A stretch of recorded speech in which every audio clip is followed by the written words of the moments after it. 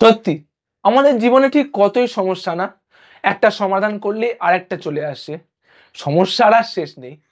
আসলে এই সমস্যার সমাধান করার নামই কিন্তু জীবন। অতএব যতদিন আমরা বেঁচে থাকবো ঠিক ততদিন আমাদের জীবনের সমস্যাও আমাদের সঙ্গেই চলবে, এবং জীবনের প্রতিটি মুহূর্তে সেই সমস্যার সমাধান করার চেষ্টায় কিন্তু জীবন পথে নিজেকে এগিয়ে নিয়ে যাওয়ারই অন্য এক রূপ।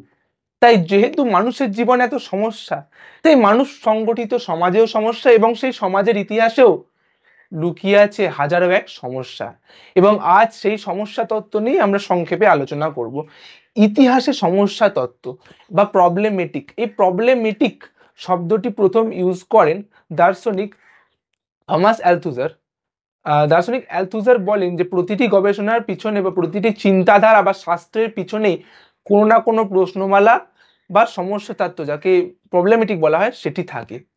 কারণ সমস্যার সমাধান করাই কিন্তু গবেষণার একদম প্রাথমিক লক্ষ্য। তাই যদি আমরা গবেষণা শুরু করার আগে সেই সমস্যাটিকেই না জানতে পারি, যদি জানতেই না পারি যে কার সমাধান খুঁজতে হবে, তাহলে আলটিমেটলি আমরা গবেষণা শুরুই করতে পারবো না। Actually the question is, what is the question we are trying to answer? সেই প্রশ্ন, সেই সমস্যাটা কি যার আমরা সমাধান করার চেষ্টা করছি। ইতিহাসে সমস্যা তত্ত্ব কিন্তু বিভিন্নভাবে লুকিয়ে আছে। যেমন আমি উদাহরণ দিই, 1857 খ্রিস্টাব্দে বিদ্রোহ কেন ব্যর্থ হলো, মানে কি সমস্যা ছিল তার মধ্যে? কেন এত একটা গোটা দেশ জুড়ে হওয়া এত বিশাল বিদ্রোহ অবশেষে ব্যর্থতায় পর্যবসিত হলো? কি সেই কারণ? কেন সেই সমস্যা, সেই সমস্যাটাকে সমাধান করতেই কিন্তু আমরা গবেষণা শুরু করতে পারি।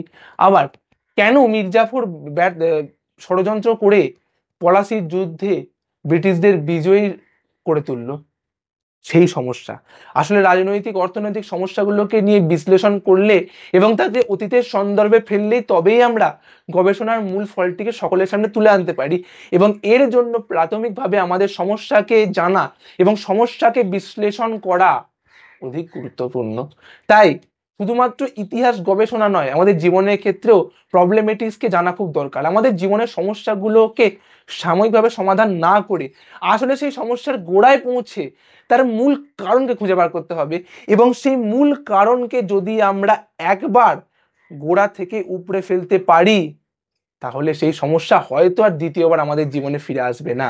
তাই জীবনকে সুন্দর বানাতে হলে এই প্রবলেমেটিক্স থেকে পালিয়ে নয়, এই প্রবলেমেটিক্স এর মুখোমুখি হয়ে সমস্ত প্রবলেমের সলিউশন বার করে তবেই জীবনে এগিয়ে যেতে হবে। ইতিহাস গবেষণাতেও তাই, আমাদের মানব জীবনেও তাই।